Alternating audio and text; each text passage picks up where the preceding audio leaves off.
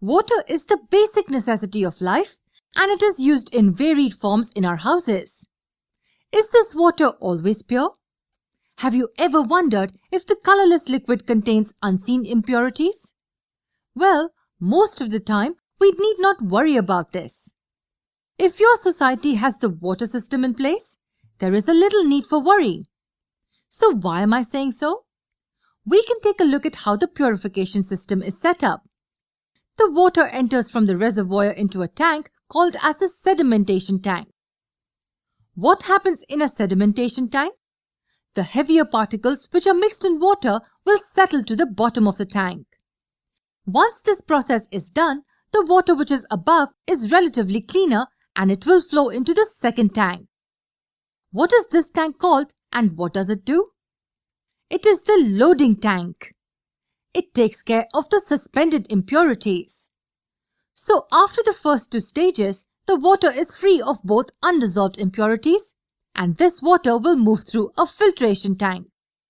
The filtration tank has three distinct layers, namely a layer of fine sand, gravel and coarse gravel.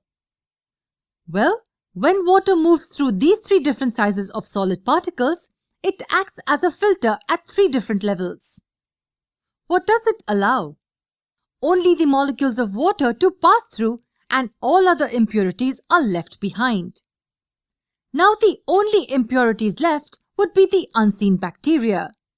And to get rid of them, the water needs some chemical treatment. This treatment will kill the bacteria which are unseen and have escaped all the other processes.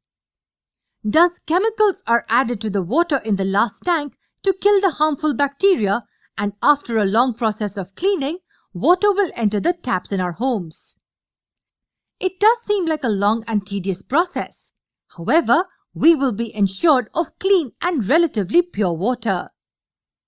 These are simple everyday ways in which apparatuses are in place to clean substances around us. We use simple handy tools like a filter at homes in our kitchens. The simple methods of washing are also at work. We have one last method of separation. It is called as crystallization and we will study it in detail in our next video.